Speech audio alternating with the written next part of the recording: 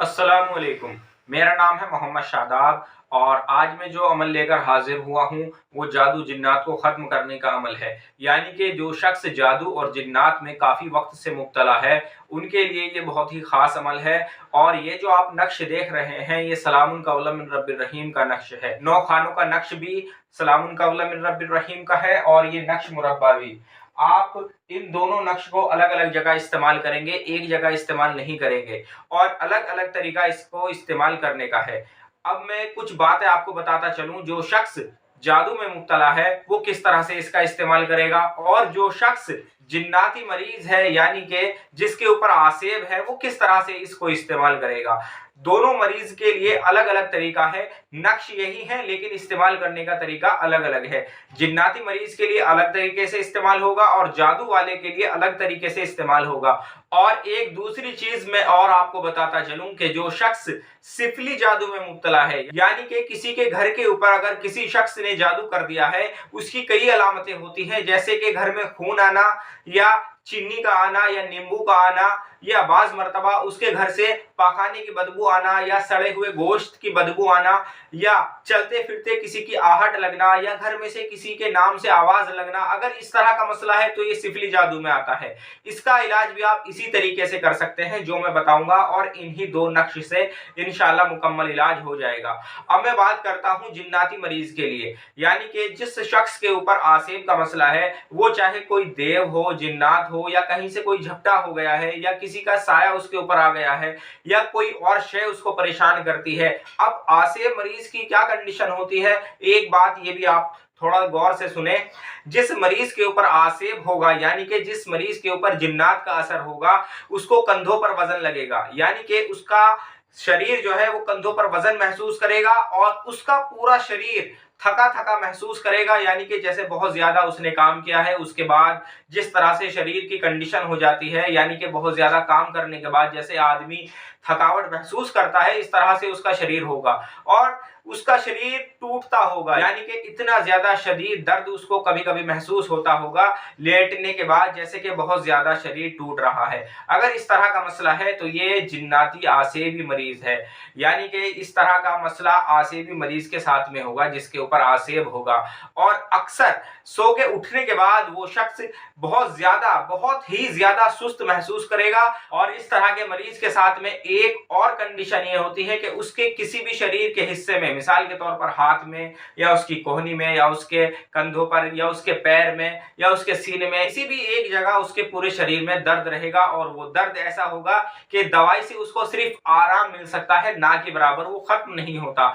अगर इस तरह का मसला है तो ये बंदा जिसके साथ में ये सब चीजें हैं वो आसेब का शिकार है, यानी कि कोई जिन्नात का असर उसके ऊपर है। अगर जिन्नाती मरीज का इलाज करना है तो उसका तरीका आप देखें किस तरह से इलाज करेंगे।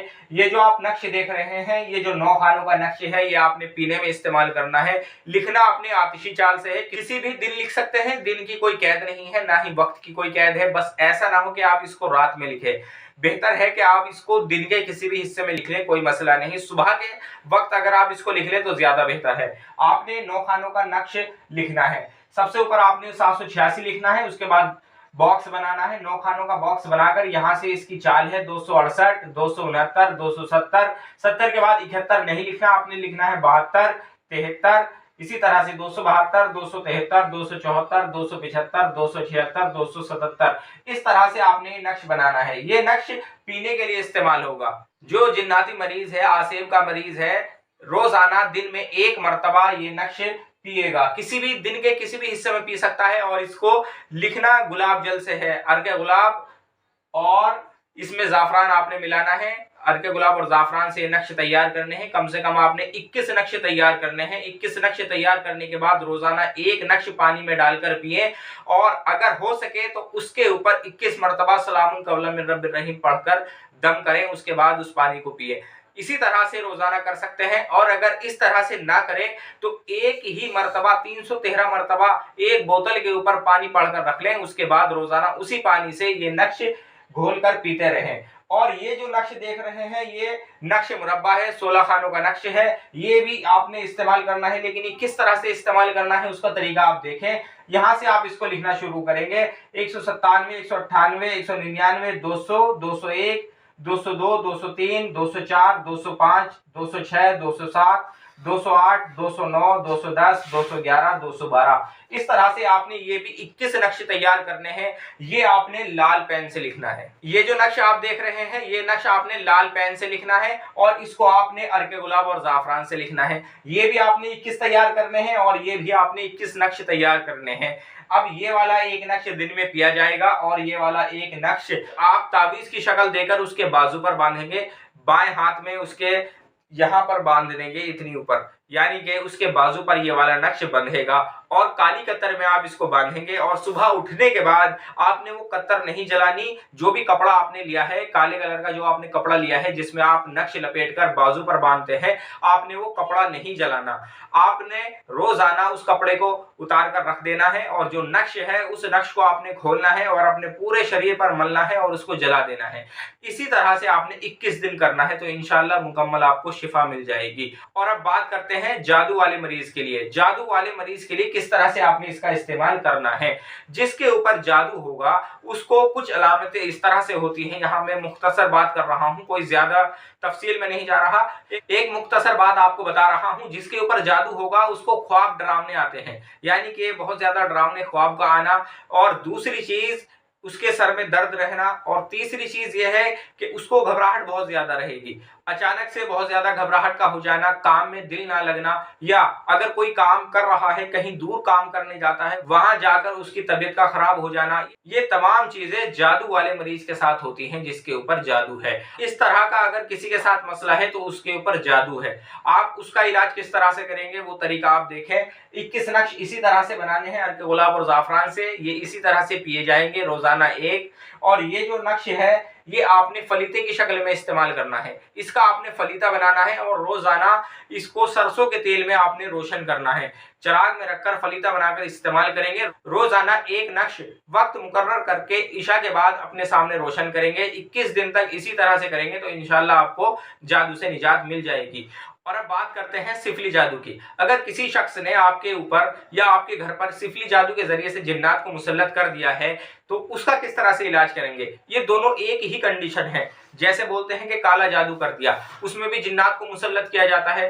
और जिसके ऊपर अच्छा खासा यानी कि अच्छे तरीके से जादू कर दिया जाता है, जैसे कि किसी जानवर की हड्डी से कोई जादू करना, इस तरह का कोई जादू अगर कर दिया है तो उसकी ये चंद अलामतें होती हैं। जैसे कि मैंने आपको बताया है, उसके नाम से आवाज लगना या पखाने की बदबू आना, इस तरह का मसला अगर उसके साथ में है। ये पूरे घर का इलाज मैं आपको बता रहा हूं। अगर किसी के घर पे इस तरह का मसला है तो किस तरह से वो इसको इस्तेमाल करेगा। आपने इसी तरह से ये नक्श बनाना है। पीने के नक्श आपने इसी तरह से बनाने हैं। अगर घर में मिसाल के तौर पर 5 बंदे हैं या 10 बंदे हैं तो रोजाना एक नक्श बोतल में डाल लें और थोड़ा थोड़ा पानी सभी बंदे पी लें, यानी कि आधा आधा गिलास सभी बंदे उस पानी का इस्तेमाल करें। और ये जो नक्श रहेगा ये इसी तरह से फलीता बनाकर इस्तेमाल होगा। लेकिन इसके साथ में आपने ये सामान लेना है। यहाँ ये धुनी का सामान आपने इस्तेमाल करना है और इसको आप जो धुनी का सामान रहेगा ये आप मगरिब के बाद इस्तेमाल करेंगे। इसको इस्तेमाल करने का तरीका क्या रहेगा वो मैं आपको बता दूं। आपने आजवाइन लेनी है 100 ग्राम, लौंग आपने लेनी है 10 ग्राम, काफूर आपने लेना है 20 ग्राम, हरमल आपने 100 ग्राम लेना है, लोबान आपने 100 ग्राम लेना है।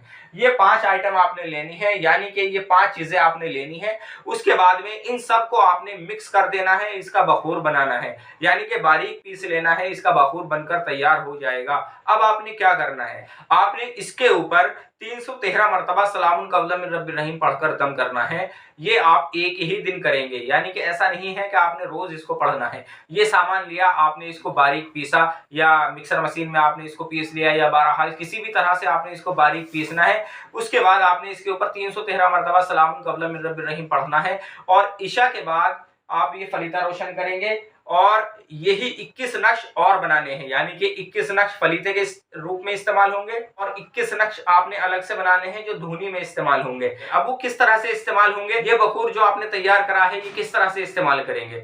आपने सबसे पहले कोयले सिलगाने हैं। एक प्लेट में आप कोयले सिलगाएं अच्छी तरह से। जब कोयले दहक जाए तो आपने 2 चम्मच ये बखूर डालना है और उसके ऊपर एक नक्श, जो ये नक्श मुरब्बा है, एक नक्श इसके ऊपर अच्छे से सरसों का तेल लगा दे। ज्यादा भी ना लगाएं, लेकिन अच्छे से सरसों का तेल लगा करके इसको उन सुलगते हुए कोयलों पर डाल दें और जो धुआं निकले वो आप अपने घर में लगाएं या उसकी खुशबू पहुंच जाए। इस तरह से आपने इस धुनी का इस्तेमाल करना है। इसी तरह से आपने पूरे 21 दिन इसका इस्तेमाल करना है, 21 दिन तक इलाज करना है। एक बात और मैं आपको बताता चलूं, अगर आपके घर पे जादू को ज्यादा वक्त हो गया है, यानी कि जादू हुए हुए 2 साल 3 साल 4 साल हो चुके हैं, तो आपको ये 21 दिन से ज्यादा इस्तेमाल करना पड़ेगा। ऐसा नहीं है कि आपका बहुत पुराना जादू है और वो 21 दिन में खत्म हो जाए। इंशाल्लाह आराम मिलना शुरू हो जाएगा, लेकिन आपको वो ज्यादा करना पड़ेगा। मसलन 41 दिन आपको करना पड़ेगा या इससे भी ज्यादा इस्तेमाल करना पड़ सकता है, लेकिन इंशाल्लाह मुकम्मल तौर से जादू की काट हो जाएगी। आज की इस वीडियो में इतना ही।